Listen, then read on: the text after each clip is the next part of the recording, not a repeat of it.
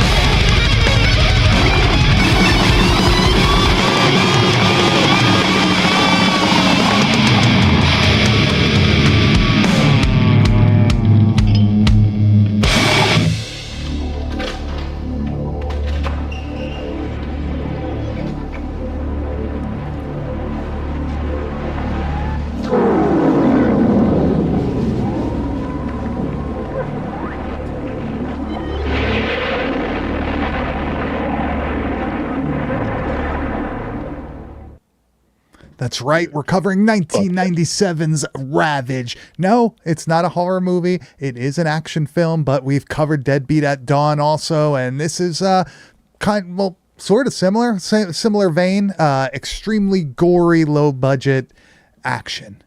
Yeah, dude, I think I found like the key to unlocking my my ability to really enjoy an action movie. Like, it's not going to be like a fucking Die Hard fucking kind of movie. I'm not going to get into something like that, dude. But if you give me these like weird revenge plot, fucking low budget, like you said, a little bit, hyper gore, they really, I was so fucking locked into this movie, man. I enjoyed this way more than I expected I was going to. Like, just because I knew it was like an action movie, but like, as soon as I got done watching it, I even hit you up. I was like, dude, we got to cover this fucking movie. So that's rare for me for an action movie. For you to say like, hey, dude, we're going to do an action flick, I knew something was up with it. But it is low budget. It is shot on video. It is from the 90s. What's up, Brendan Timmons, Alan Cantation, Jane Doe, Gloomy Vampire. Let's go.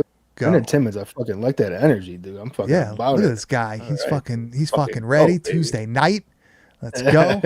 If you're listening via podcast, we record this every Tuesday night live at 9 p.m. Eastern time on our YouTube channel, youtube.com/@badtastevideopodcast. But Ravage from 1997, Grizz.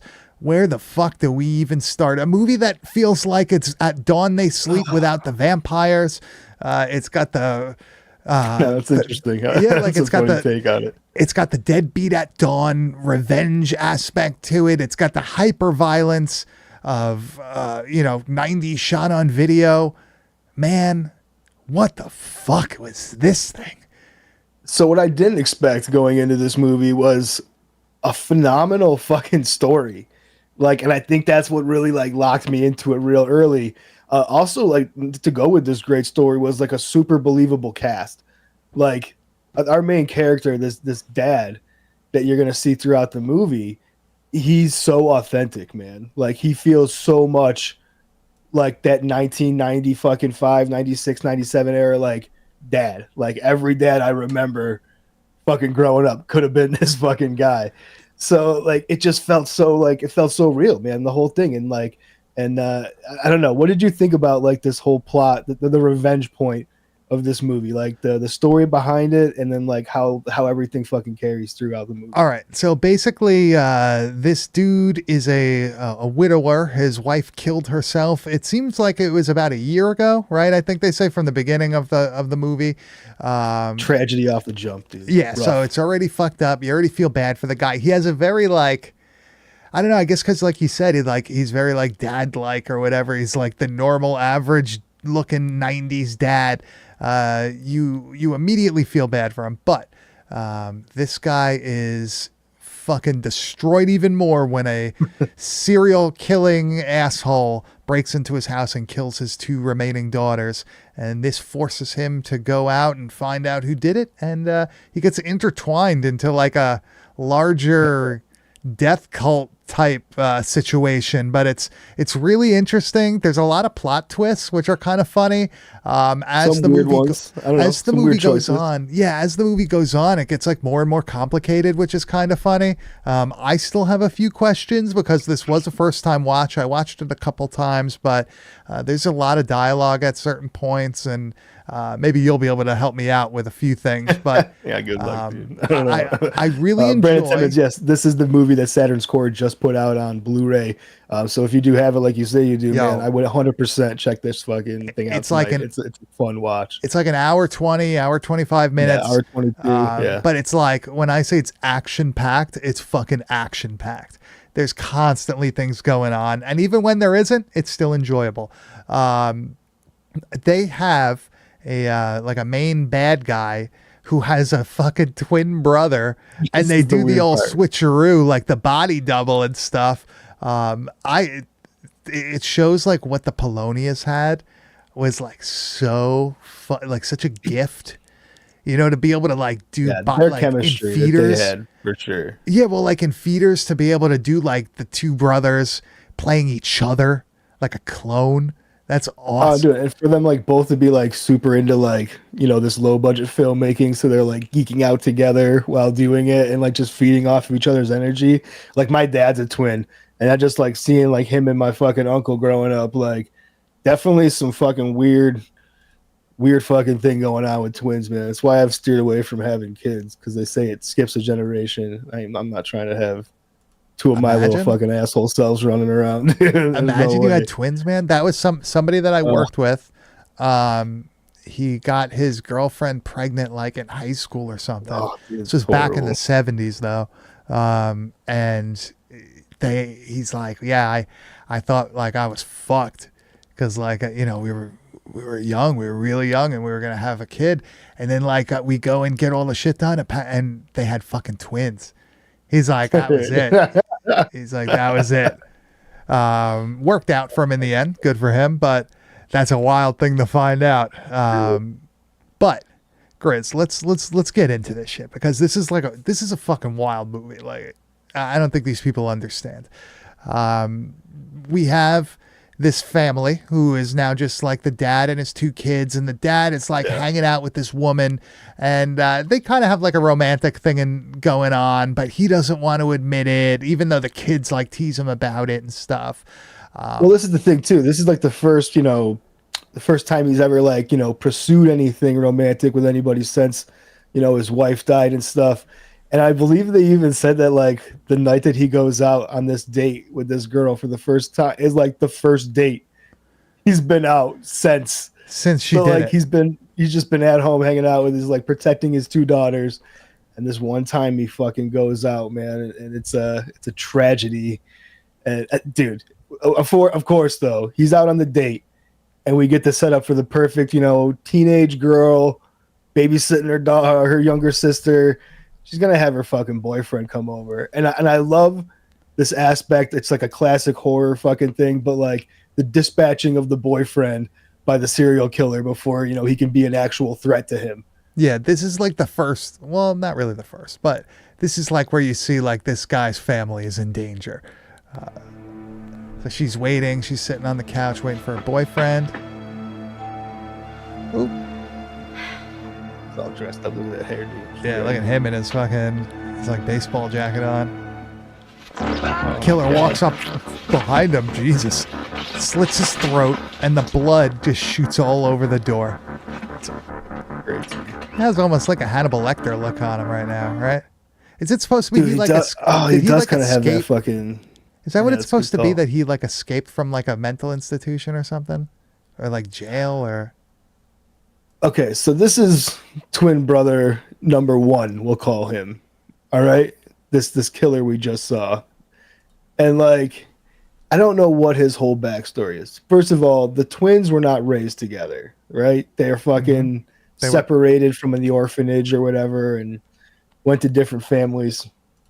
So I don't know like what the whole backstory from there is and shit. But like this one's a serial killer, and he's fucking going in slaughtering the boyfriend. And dude, like the way, okay, and so it's a great fucking plot build. because the dad's at home, of course, or at the restaurant. Of course, he wants to check on his daughters. He calls the house and like the phone's disconnected or some shit. Mm-hmm. So he's racing home, and the first thing he sees is that blood splatter and the boyfriend like laid out in front of his house. And like this whole beginning is very much like a horror film. Like this is kind of like a classic slasher film build up. Yeah, this looks exactly like fucking how many of the shot on video films that we've watched where the start is like a home invasion type thing and people are dead and this is where it kicks off. The one we did exactly. Just like exactly. But this guy comes home and we only see the older daughter. So you assume that the younger daughter is already dead or whatnot. They don't really show you that till later, but this killer has a knife to the daughter's throat when the dad gets home and is basically like, hey man, stay the fuck away from me. Like he is like very cool, this killer. Like he's not cool like the Fawn's cool, but like I was gonna say like he ain't nervous. Define what we're talking about here. Yeah, he ain't nervous at all with like because the dad is a pretty big guy, right? Like he seems like a pretty big dude. He's got that. He's much bigger than the killer, I'd say. Like as far as his build and shit like that. But you're right, like he's like very, like cat-like. He's very calm, cool, and collective. As you'll see, he's like able to kind of like slip out of like any kind of bad situation he like tends to get in and shit like that. Like for being like a smaller dude, he puts up a pretty good fight. But man, like this whole scene that like you're about to see here, like just has so much anxiety built into it. Like just because the dad is such a believable dad that you're like, dude, fuck, man. Like I feel for this fucking dude. Like I can imagine this being like his actual family that he's coming home to on the fucking first time he goes out. And this is like the weight of that alone. Like that's fucking bad heavy. news, man. One thing I will say, let's preface these clips with this guy is supposed to be like some sort of psychiatrist or like doctor of some sort. Oh yeah. Like, he is in no way like a detective, right? What? Isn't he like part of like the police, not like a police officer, but like he's like also like does some kind of like forensic. Yeah, I think he's like a forensic psychologist or something. Like yeah, that's what it was. He's not a cop. Like he just kind of becomes one, I guess. That kind of also like pulls back into like the Hannibal Lecter thing because of like that's kind of like the same path that like the fucking doctor or not doctor but like the the fucking lady. What the hell's her name? Clarice. The fucking. Yeah. Like Starling. She's a fucking. Oh yeah, dude, I can't stand her accent in that movie. Dude. I love that fucking movie, but like, you think you could do it? What? Could you do the accent? You have to like. Hello, doctor. You have to talk out of like the side of your mouth. Hello, doctor. Hello, doctor. Hello, doctor. Dude, it's so I fucking die every time. But let's roll this clip. This is like the real kickoff to everything. So Hannibal Lecter light over here has the knife. He puts it down. But apparently he also has like superhuman strength or something. Back off. No! Dude, that's crazy, dude. That's fucking nuts. It sounds like a piece of balsa wood, like fucking snapping. Fucking bendo stick, fucking. Yeah, and then the full fight scene, and then the dude jumps out the fucking window, and like climbs down a fucking tree to escape the house. Like, well, he stabs him. Oh yeah, he stabs the dad, right? Like the dad gets fucking. It's him once, and then he fucking leaps out the fucking window. Sheesh, man. I don't know, but this is where it all starts. Obviously, this would fuck you up if your family was just murdered by a serial killer, just like in Satan's Storybook, with the what the hell was the guy's name? The killer of death, or whatever the hell it was. The serial killer in the first fucking thing. He goes and he kills the whole fucking family. Like that's bad news, and like the daughter needs revenge. But actually, one thing I want to say is that the music in this reminded me of Satan's Storybook. Very similar. Music is the only thing that's kind of like almost not like on par. I mean, it's good, but it's also like kind of too whimsical at some point. Like it's kind of like it doesn't match the vibe. I think enough. I like it. I really like the soundtrack to this one. The score is really good. But after this dude basically processes the death of his family, he decides he's going to go get revenge, and he has to go. Before that shit happens, the fucking the killer comes back. I don't have a clip for it, but like the dude comes back and then like basically tries to kidnap the dad. Oh, yes. Yes. Yeah. Oh, he MacGyvers him. Yeah. He throws him in the fucking trunk. And then he like, the dad like fucking Beavis and Butthead takes the fucking car jack and fucking opens the trunk so he can fucking escape. No. He fucking takes the, he takes I don't know what the hell he used. Maybe the what's it called? The wrench for the jack. But he breaks a hole into the fuel tank. So it starts spilling gas everywhere in the trunk. And I think he unhooks like one of the light like things, the wires from the taillights. And he fucking ignites the gas and jumps out of the car. So the car explodes. But we don't have a clip of it. But I want to say that this leads to like something later on where you're like, oh shit. But like the next day you see him and he's in like an arm sling now. He's like, like you just keep seeing the dad get like his ass kicked like more and more throughout the beginning of this movie. It's like Randy Marsh, right? Like he just keeps getting like more and more fucked up. But he decides that like he's gonna pursue this and he's gonna go. Where does he go? Like Missouri? No, he's from Missouri, but he travels to Chicago, the mean streets of Chicago. He saw this like there was like a bank heist or some shit. And he saw the person that's like the wanted suspect on the video that they were showing on the news. And it was the fucking dude who killed his family. Yes. He was like, dude, that motherfucker's in Chicago. I'm going to fucking Chicago to get my revenge on that son of a bitch. Is it though? Is it That's him? The thing, you know? That was the twist that I was like, I didn't even see it. Like, because you don't find out he's a twin until like after this like whole beginning of the movie happens. Like, the dad has this chick who he was going on the date with, like she's still around and she's like, you know, she's a part of it now. So like she's helping out and like she's some kind of fucking detective of some type she's also. Got like a friend in the FBI or something that like is able to access. She's doing her fucking homework database. And finding out the fucking goods that he, you know, finding out where he lives. Dude, they fucking hypnotized the dad at one point. Yes, that's an awesome scene too. That looks like what me and you are going to look like in maybe like 20 years. Right, one of us is gonna be sitting there, and it's kind of a coin toss of who's gonna be who. So like fucking Vulcan, dude. The fuck. But we get a taste of how fucked up the guy in Chicago is, though, and he fits the MO of the serial killer because he meets up with somebody, like we said. You know, he looks exactly like the killer from the opening sequence. He meets up with this dude. And he straight up executes him in broad daylight in the middle of like just on a random block.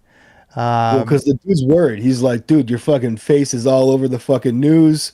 You know, people are going to recognize you. And the guy's like, what the fuck are you talking about, dude? He's like, I'm a normal fucking guy. Like, what are you worried about? I need people to see what these characters look like because it's straight out of the 90s. It's fucking awesome.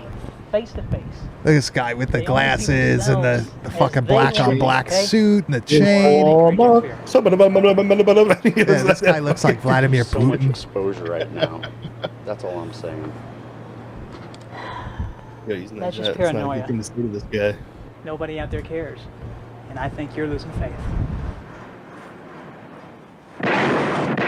His own gun, he fucking shoots him in broad daylight on the street. Just walks away, cool as a cucumber in his fucking Dockers.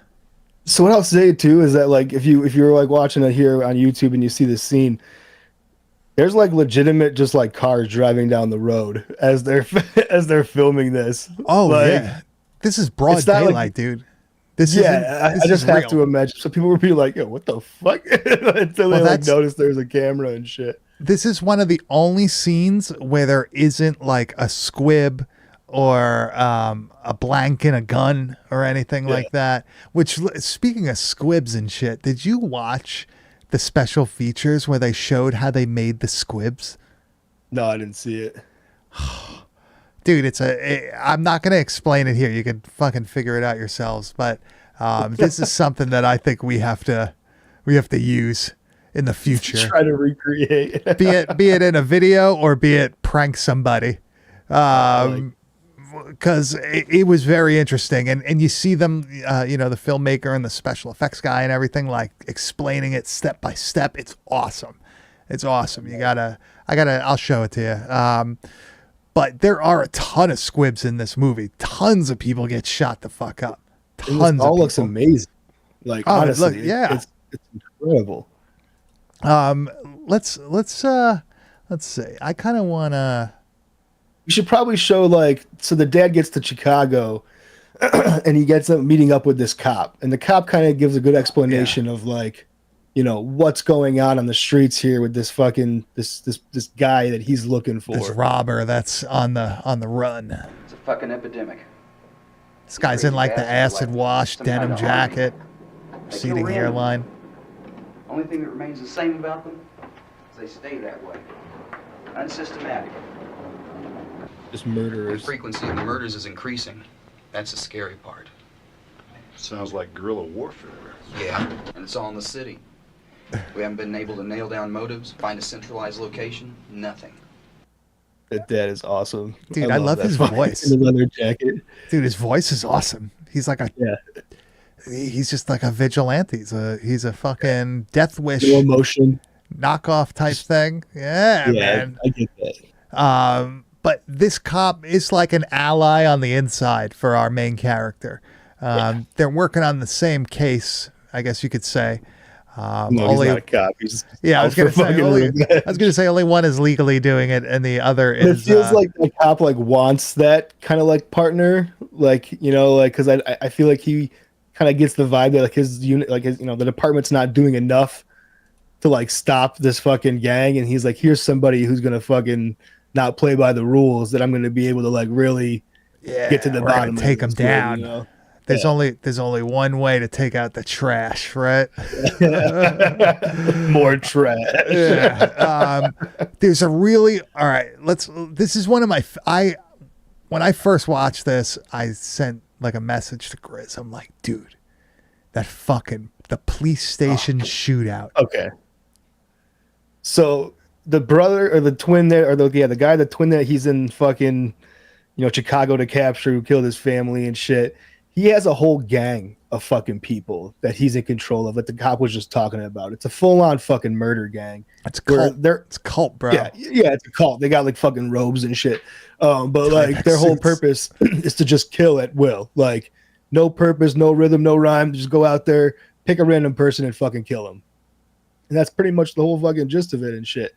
But during one of these situations where they like, you know, take these like this couple out and shit out of their car, these few people end up getting fucking either killed or arrested by the police. And the one guy who's like, you know, let me get my phone call. And the gang leader's like, go out in a blaze of glory, dude. Take as many cops with you as you can. Yeah. And, this sequence is extremely long. So we have it cut up into, we have 2 clips here, but it's not even the whole thing. Like it keeps going. But so what does he want me to do? this guy kind of looking. I love that cop. No, This guy's got a skullet. not a problem. He looks the part. What the hell was that all about? The phone. Look at that. He grabs the cop's gun, is spinning around the room, shooting people, dives across the desk, shoots somebody, but there's squibs going off and there's blanks being shot throughout the whole thing. So it looks fucking awesome. It looks real. Great squibs, great blanks. The fucking it doesn't look like too fucking like rehearsed. It looks like a legitimate like reaction to like what's going on and shit like that. Dude, that character to do this scene is like the perfect character for that. Yeah. Like he just looks so on par for what you would. Yeah, looks like fucking Glenn Benton, dude. Benton. Yes. Yes. It's like a super skinny Glenn Benton, man. That is fucking spot on. Nice. That sums up that fucking thought perfectly. It's like if you mixed like early 90s Glenn Benton with current Glenn Benton. Like if somehow like you put them together, like you took the average. Let's play the second clip. more shootouts. Look at that. Look, does the backward shotgun shot? This is the best. That's I love so that shit. good. he's just blowing these dudes away, but like it looks so Facial real. expressions. Look at those blanks. Oh, dude, how did nobody get hurt doing this? Look, he flips the one cop over, he steals the gun, breaks his arm. Oh man, Shoots him there, dude. Yeah, I didn't have enough time. But dude, that scene, that could have fucking took like 2 more clips from that entire fucking scene and shown the whole fucking thing. It goes on, and it just this epic build up to where they finally end up. The guy that we just saw who was talking to our dad in the elevator, he ends up fucking getting him with the fatal shot, taking him out. You know, the guy does end up dying, but he took quite a few cops with him, just like the boss said. There's like 10 cops surrounding him, and they just pump him full of lead.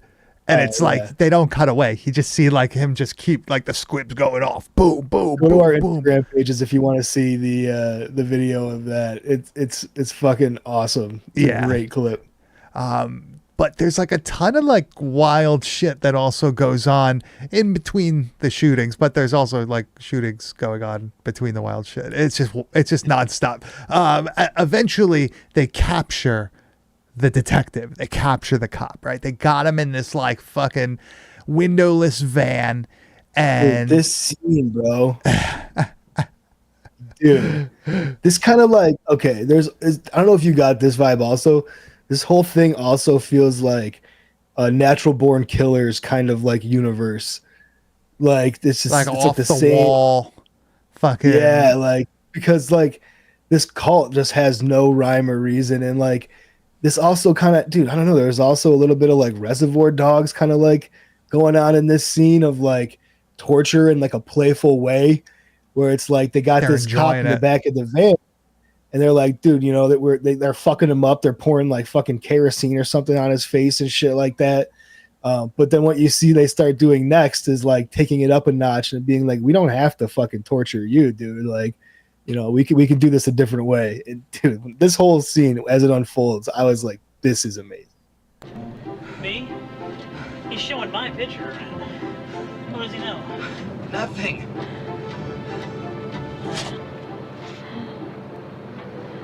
Look at this lighting and shit. They have the back door of the van open. Where's a good cop when you need one? He just The way that dude randomly- just falls out. yeah. There's one right here. They just start randomly killing people because he doesn't want to give up the info. He doesn't want to say who our man from fucking Missouri is. Our mystery Missouriman. When he first opens the fucking van back door, there's a car behind him, and he just starts fucking shooting at the fucking driver until he crashes the car. I was like, dude, holy fuck, man. Speaking of that, of shooting at the driver, the beginning when they have like the crazy dude standing in the middle of the road and the fucking kids hit him with the car, and then he just gets up and he takes like a gun out and he shoots all the kids in the car, but it's like it's comically shot where it's like the Maniac head explosion where like everybody just like explodes or like yeah, it's, oh man, this video is gonna fucking get flagged probably for the amount of times that we've said fucking shoot. I don't even. Yeah, this was whatever. I don't give. Whatever. You can listen to the podcast version then. But this stuff is throughout the whole movie. Just them like torturing people and killing people and shooting people, beating people up, blood everywhere. Grizz, I really do understand why you like this movie and why you got so excited to show it to me, because this is 1000%. A movie that we both would fucking go crazy over. Dude, yeah, like we're both big Deadbeat at Dawn fans and shit like that, and fucking man, this just has so many things about it that are like, they're not. It doesn't have to be horror. Like we love like the low budget like gore aspect, and like special effects is a big thing for us. And this hits those like marks without being like, a horror based movie. Even though a lot of things, could easily be in a horror movie from this movie. Like the entire first half, like I said, was like pretty much a horror film. Yeah, well, really, like if Silence of the Lambs is a horror film, then this is a horror film. Oh yeah, psychological horror, right? I mean, yeah, because you have a serial killer that's going around. It's got the home invasion aspect. There's like all sorts of like, it's not just people getting shot, people getting murdered in other ways too, like serial killings, basically random killings. It's a very interesting movie that is, you know, a genre bending film, I guess you could say, which is pretty unique for like a shot on video movie. I do want to say, like I said earlier, it reminds me of At Dawn They Sleep, like the action sequences in that movie. Very similar, where you're like, wow, this is way better than it should be. Some guys, I guess, just have a talent for it. Yeah, I guess that's the thing too, because I've seen a lot of like, I wouldn't call it like low budget, but like, you know, those like B grade action movies, you know, the lot of stuff that like, you know, PM puts out and are, you know, like what is it?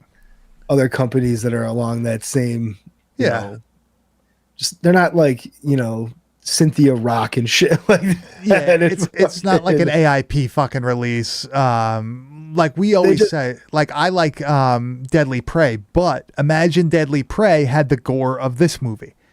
You know what I mean? Like I'm not a big Deadly Prey fan either, and it's probably because it doesn't take it to the level that this one does. You know, with the I want the action not to be.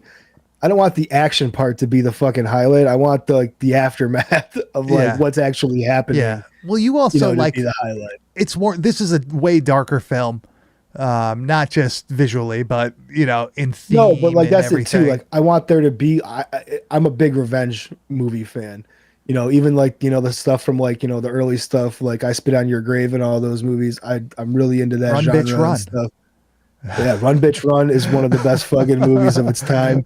I'm gonna just take that audio clip of you mentioning that movie in a praiseful way and use it forever as you fucking squirm through the whole thing. I am not into that. I'm not into it, man. No, but like I love a good revenge film. I love, you know, the whole like full circle of things, especially like the way this one goes. It's like, man, wait till you guys see the fucking end of this movie. Like the to see the man. I just can't wait to show you guys that shit. We're almost there. So I think I just really enjoy movies where like the average person has to be turned into something else, where like you have to go back to your like basic instincts, and it shows that anybody's capable of like really anything. Where like this guy's just a normal dad, and like he's broken by this guy, and he's just lost like, you know his what? Wife, how he's lost his kids. I got nothing else to live for. I'm gonna go for it. Dude. And similar to even like Deadbeat at Dawn, we keep bringing it up. Like, yeah, he knows fucking karate and shit. Like, but like he's not supernatural. He's not a superhero in any sort of way. Like, really, any sort of professional fighter would have probably beat his ass. They were afraid of the cops, you know, getting shot and all that stuff. But I like the movie where like the average dude has to become something else, and I feel like that is a huge theme in horror films. Obviously, not that the guy's turning into a monster or the woman is turning into a monster or whatever, but like they end up having to turn into the hero that they didn't know that they could be. You know what I mean? Well, like have you ever seen that movie God Bless America that Bobcat Goldthwait fucking made? No. Dude, it's a wild fucking movie, and it's kind of like, you know, your average typical office worker who's just tired of like American society fucking snaps and just fucking goes crazy one day. It's probably like it's an action movie at the heart of it, but like it's similar to this. It's more of a bigger budget movie and shit. But like, dude, that one starts out with a wild, you know, baby being thrown in the air with a shotgun scene. Ooh.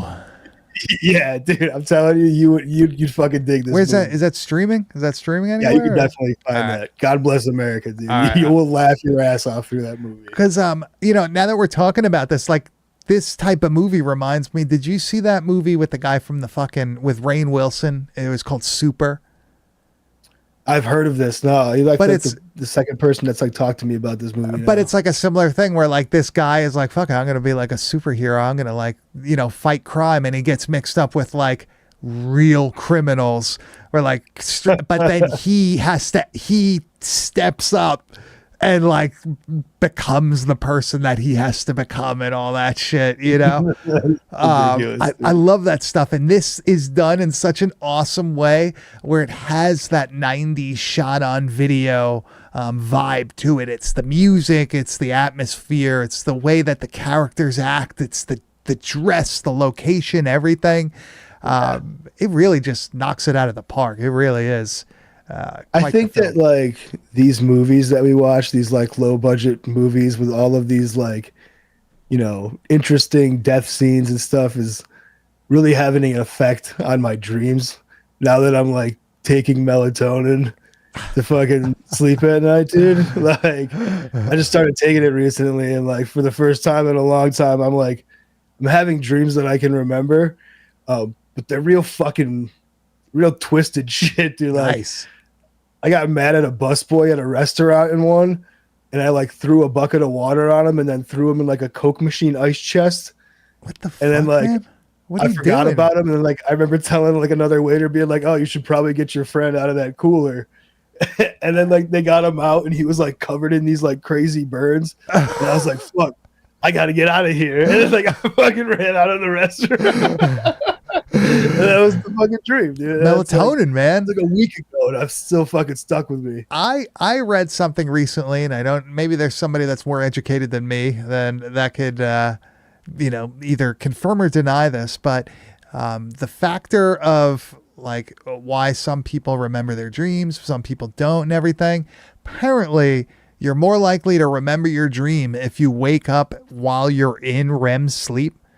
So like because apparently like the actual like memory is very short in your brain throughout the night. So when you come back down and out of sleep, it's gone. But apparently when you get like woken up, that's why you remember it. Yeah. So like, that's why I feel like I remember a lot of my dreams, but I wake up early to an alarm, you know what I mean? And I go to sleep late. So like, you're never actually, maybe I'm getting woken up in the middle. I don't know, man. You wake up really early too. So, but I usually go to bed early too. I'm an old man. But like, dude, I don't know. They say, certain things suppress dreams as well. And Lord knows I have enough of that in my system to suppress a lifetime of dreams.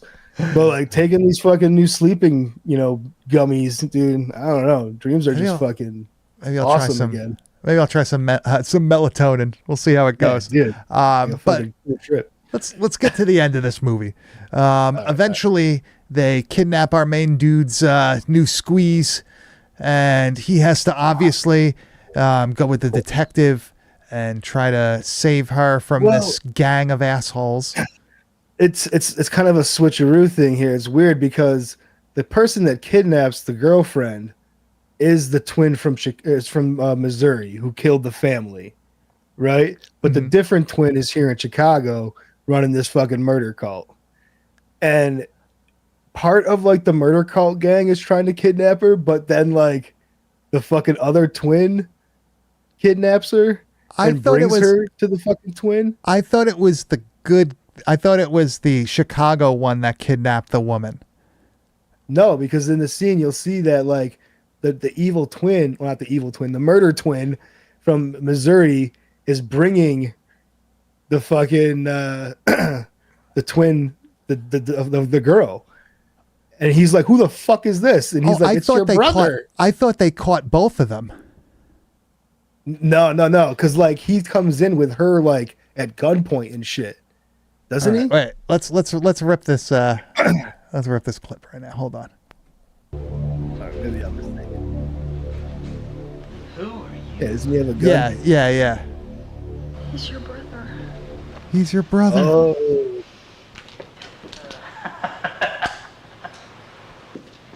He's not really like surprised.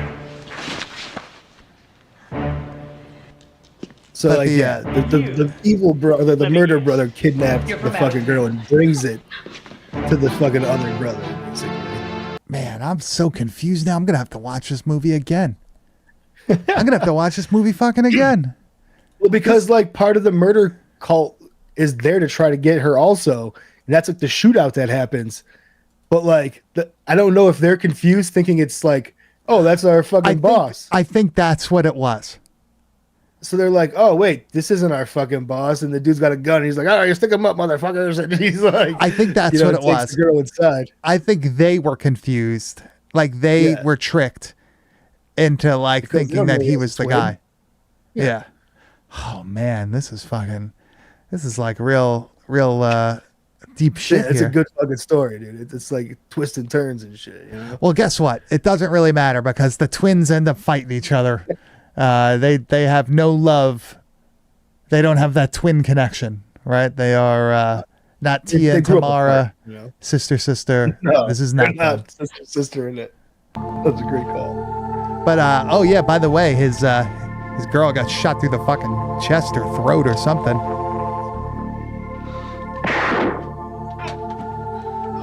Stops his brother. Yeah, I'm trying to say evil twin, but the fucked up murder Fucking twin evil twin. kills the Chicago gangster twin. He actually looks like a fucking zombie, right? Like his Yeah. face is all burnt because he escaped. He escaped the car accident, the car explosion. Dude, like he continues to like shoot his fucking brother to death for like a good minute on from that point until it just ends with like a fucking shot against the window that looks so good. I feel like this is a real, like, you have to watch this movie to understand what's going on at this point. Like I said, there's a lot of twists and turns, and it does get a little confusing, but it's okay. The twin brother thing is a little, you got to really fucking pick it apart a little bit for it to like fully come together, but it's all there. Like they did a really good job with it. So he dispatches his Chicago mafia brother. So now it's just down to fucking the father and the man that killed his fucking family, dude. You want to guess who wins this battle? You want to guess? It's such a dude. This was the fucking icing on the cake. This blew me the fuck away. So they're struggling for a knife, and we're literally just getting flashes of like the fucking girlfriend. He's like sees his kids and shit, and he plunges the knife directly in this dude's eye, and the blood is just gushing out. Dude, It is. There's a shot of this dude's face. Yeah, right here. He looks fucking awesome. Yeah. He Leather actually, jacket all fucking open, dude. There's nothing more manlier than that fucking dude right there. yeah, he looks like at this point of the movie, he looks like the cop from Stranger Things. Dude, Like he's got that same fucking look to him. But he there's a he shot gets of his his revenge. face at the end of this movie that it kind of like makes me feel like that wasn't enough. That like he's fucking gone now. Like he's gonna just like continue to fucking kill anybody that's like, you know, he would consider to be like, you know, a bad guy or whatever. Like, he just has like this look of like bloodlust at the end of this movie. Hold on. Did they ever let me see here. Did they ever make Nope. I'm gonna have It'd be to, awesome if they made if they made a sequel like Death Wish 2. That was like the story part of it. Yeah. Yeah, this shit is fucking awesome. Wait, let's see. Producer upcoming Crackoon. He's working on Ravage. We're gonna have to look into this. We're gonna have to be like, hey, dude, how come you didn't make a Ravage Part 2? Like, come on, man. Awesome. Well, one thing I have to say is just like Brian Paulin became one of my favorites. Like, dude, this Ronnie Sorter's really fucking up there now. Like, he's really an awesome fucking movie maker. I have to go in and watch some of the other ones. Sinister was good. I own that, but I traded it for something else. But Sinister was a good one. But this movie's fucking great, dude. Sheesh. Yeah, this was way better than I anticipated, dude. I'm so glad I stumbled across it. I'm glad. Once I watched it, I knew this was going to be a perfect movie for you. I knew you were going to fucking really get into it. I'm already. I have a trade in the works already. Copy secured. Yeah, for a VHS copy of this. There was a release. I think there's a foreign release too. There's a few. Yeah. They're out there. Not that expensive. I think right in the middle. Salt City released, right? Is that what? who? I don't know what the the VHS tape was, to be honest. I'm gonna have to ask my man. But yeah, Ravage from 1997. It's on the Internet Archive, and it looks like it was uploaded by him. right? Yeah. It looks like it's his thing. There's a behind the scenes and everything where they show you how to make the squibs and all that.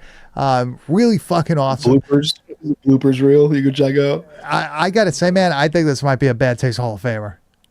I will 100% agree with you. I wanted to say it also. I didn't know if we stressed enough how good it was throughout it, but I feel like this is definitely This is in. Congratulations, Ronnie Sorter, for making Ravage from 1997. You have been inducted into the Bad Taste Video Hall of Fame. And everybody listening at home, like we always talk about, come watch us live on our YouTube page, youtube.com/@badtastevideopodcast every Tuesday night at 9 p.m. Or you can just watch the previous ones if you're interested in the clips. It's actually pretty easy for you to figure out what you're watching. You may hear something on the podcast and go, oh, I wonder what the fuck that was. Just match it up on the fucking YouTube, baby. And you got it. But that was Ravage from 1997.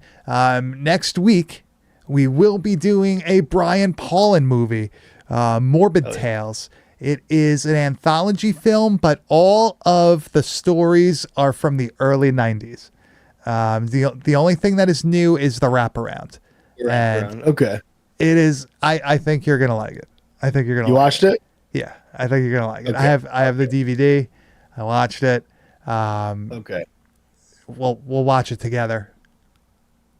Thanks. I think you're gonna like it.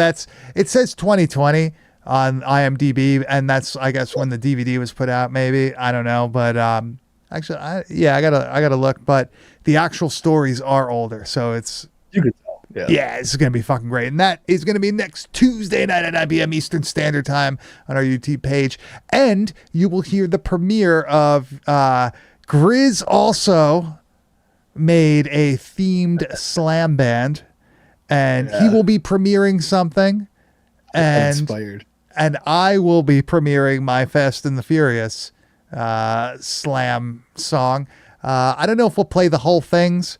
Maybe we'll play some clips and then we'll put it at the end of the actual podcast. So you can go listen to it via your podcast app. Cause I don't know about us sitting here for fucking, 5 minutes listening to fucking our stupid ass shit. But that's going to be next week. It should be fun. But Grizz, speaking of songs and metal and all that sort of stuff, we are now in the wide world of metal. And what do we have this week? We have from Boston, Massachusetts, a band called Morged. I fucking love the name. I think it's a great, death metal name. And this is their newest release. What the fuck is the Reduced to the Primitives? Which doesn't that kind of sound like a fucking Soulfly? Fucking yeah. This is definitely coming from Brazil, right? That's where they're from, Brazil. This is from Boston, a little bit different beat. But no, this is nothing like anything Max Calvera has probably ever done. Sepultura, bro, right? I mean, I guess, yeah, some of the early stuff. That first album I could probably listen to. Are you a big fan? No, not at all, dude. Not at all. Were you a Soulfly guy? No, not a Soulfly guy either. Yeah, I was a Soulfly guy. That's all right. We'll braid your hair one day. We'll give you the dreads back. You were a dread rocker. I was a big Slipknot guy, right? So fucking the Slipknot dude did a fucking song with Soulfly, and I was like, oh, they got to be cool because fucking. There you go. Jump the fuck up. That's a good song. There you go. Anyways, this band is called Morged, not Soulfly. Nothing that sounds anything like Soulfly. This is kind of like, I don't know. We were talking about it before. We were like, is this kind of like straight death metal? Is this like blackened death metal? I think I was leaning more like just towards like kind of like death metal with a little bit of inspiration from a lot of different things. It's kind of unique. But I could definitely see that there's some like black metal elements. Yeah, for sure. I think that are thrown in here, without a doubt. Let's start with the first clip, Astronomicon, which is an awesome fucking name for a song. Well, you'll hear what we're talking about. It's got that like slam death metal feel here. Vocals are straight death metal. I like the artwork. It's like a tank rolling through hell or something. That's what it, That's a good interpretation. see, like this reminds me of black metal. This is definitely more of a black metal section. I get that. I do enjoy the vocals. Fucking awesome. I like the production too. Super heavy. It reminds me of like all the stuff that's like the death metal riffs and stuff, like very like mid early 90s type, you know, Okay. 6 feet underish, but better. Oh, dude. I try not to early 6 feet under. Yeah. You know what I mean. You know what I mean. No, I get it. It's funny because like I was doing I did a vocal take on one of the track I was working on. I was like, Jesus Christ, this is fucking Cookie Monster vocals. Dude. I sound like Chris Barnes. Yeah. Oh, EK from the Laser Graves podcast. Yeah, you hear the black metal vibe in there. My man. Yeah, you get it. My man. I showed you guys a really fucking awesome band, Slime Lord, this fucking week also. Yeah, that was side note. We'll you guys should go check that shit out. Yeah, we'll have to cover that one of these days too. Let's go. Let's go to fucking Dripping Dark Matter. I like this one. This is the one you like? Yeah. I like this one. Yeah.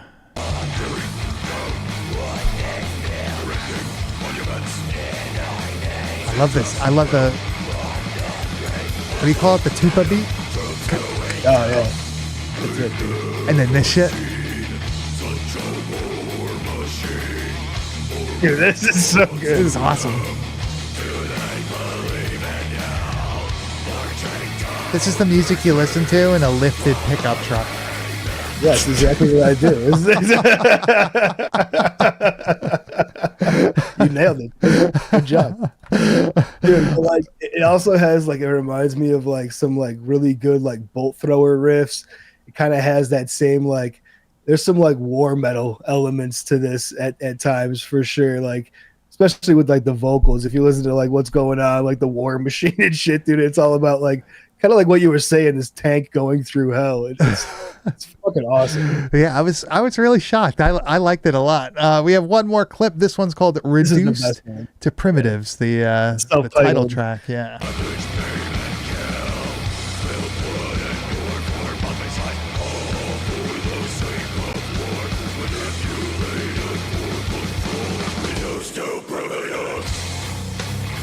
I love this shit. Into the Caveman? Are you kidding me? Yeah. That's fucking shit right there. This is all it made you listen to now. Shit like this.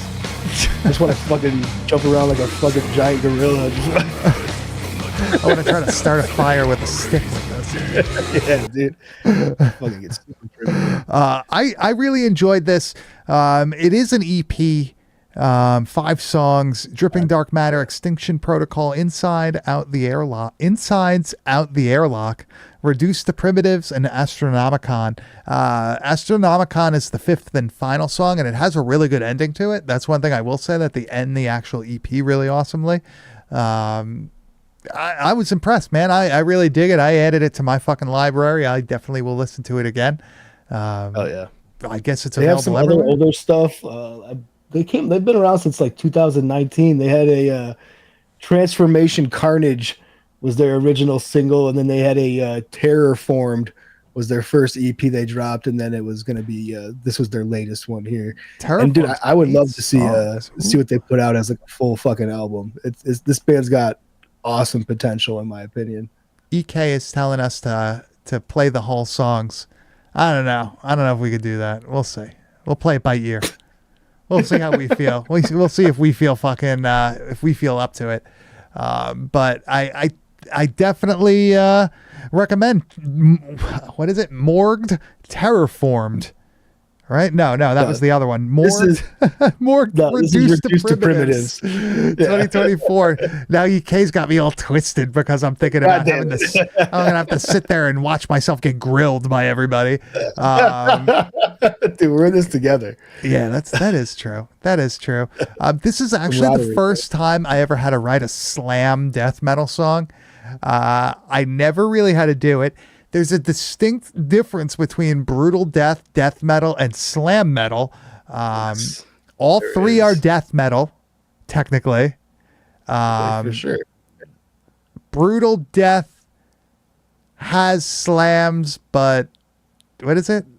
Brutal death can slam can be brutal death, but brutal death can't be slam. It's like one of those fucking things too. I don't fucking know, man. I wouldn't fucking read too much about the lines and just focus on a badass Fast and the Furious track, dude. I'm trying, man. I know you're on the right track. Oh, I gotcha. There it is. It's really funny because like you have to try to like write in a style you're not comfortable doing, and everything that I practice and play is fast. It's all like, you know, I play a lot of like fucking, you know, King Diamond shit and Merciful Fate and learning Megadeth songs and Slayer stuff, all like the fucking old fogey metal shit. But then when it's like, okay, I gotta like slow it down and try to write the heaviest thing I could write, everything I write starts sounding like Mortician. And it's like, fuck, it's like almost there. Cause that's what I really, that's my like my pocket. That's my like number one thing that I can do. I can do brutal death. Like that, I could do all day. The meat grinder stuff. If you guys go back and listen to the meat grinder stuff you made, that was incredible, dude. You should still put that out as a fucking EP. Well, that was before I even had any of my good recording shit either. I got to bring my fucking 11 rack in to use those presets that I was using. Whew, that's some fucking sound. But I don't know. It's kind of hard to do it. I'm not gonna say dumb it down, but like you really just have to simplify what you're writing, and it's difficult sometimes. I feel like I've been missing my calling this entire time. So yeah. Now you found the cross between like doom metal and death metal and like brutal death. Like that's slam, man. You get to write groovy riffs without having to fucking stress yourself out. I'm excited to like for everyone to hear about the theme of my project that I went with. That's a good one. That's the big thing. That's the big thing. But Grizz, I think that's just that's gonna do it for this week, I'd say, right? Right on time. Look at that. Right on time. But Grizz, where can they find you on the internet? You can find me on Instagram at Kane_enabler. And you can find me at Bad Taste Video, and you can find everything we do at www.badtastevideo.com. We have a Patreon you can subscribe to if you want to help us pay the bills. We have a few things up there. But we would really actually just enjoy your company on Tuesday nights on our YouTube channel, youtube.com/@badtastevideopodcast, where we record this podcast live.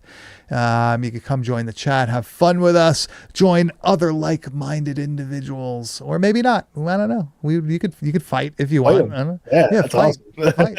fight. I encourage it. But next week we're going to be covering Morbid Tales, and we're going to be revealing our slam metal extravaganza Wide World of Metal special. That's a mouthful. That sounds like something from fucking Metalocalypse, so that's for sure. It feels like it.